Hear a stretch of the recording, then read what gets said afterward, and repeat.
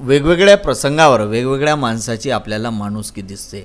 कोणी सेवाधर्म करून आपली माणुसकी जपतो, तर कोणी कोणाचे काहीतरी काम करून आपली माणुसकी जपतो। परंतु अशीच एक माणुसकी जपण्याचं कार्य अमरावती शहरातील गौरव उत्तम बानोडे व विशाल गोवनकर यांनी 17 सप्टेंबर रोजी त्यांच्या ऑफिस खाली एक दिव्यांग व्यक्ती, ज्याचे नाव रमेश काटोजी भालेराव नावाचा दिव्यांग व्यक्ती पायऱ्यावरून कोसळला आणि त्याला गंभीर दुखापत झाली।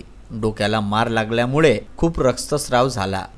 तो व्यक्ती घटनास्थळावर तसाच पडला होता। हे लक्षात येताच गौरव उत्तम बानोडे व त्यांचे सहकारी विशाल गोवनकर यांना हे दिसताच त्यांनी त्वरित अमरावती शहरातील जिल्हा सामान्य रुग्णालय अर्थात इरविन येथे त्याला दाखल केले व डॉक्टरांनी त्याच्यावर प्राथमिक उपचार करून त्याला 8 टाके पडले आहे।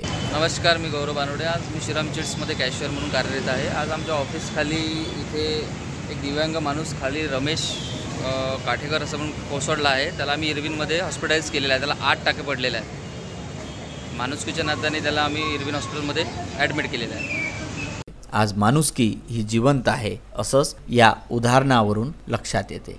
नमस्कार, मी विशाल गोवनकर। आज माझ्या ऑफिस खाली एक दिव्यांग व्यक्ती चक्कर येऊन खाली कोसळला।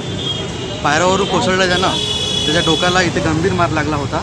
त्याच्यामुळे मी आणि माझा सहकारी गौरव बानोडे यांनी आम्ही दोघांनी त्याला इरविनमध्ये भरती केले आणि प्राथमिक उपचार त्याच्यावर सुरू केले।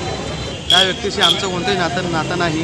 एक सामाजिक बांधिलकी म्हणून आम्ही त्या दिव्यांग व्यक्तीला इरविनमध्ये भरती केले आणि आमचं सामाजिक बांधिलकी आम्ही पूर्ण केली। व्हिजन न्यूज करिता शफीक शहा यांचा वृत्तांत।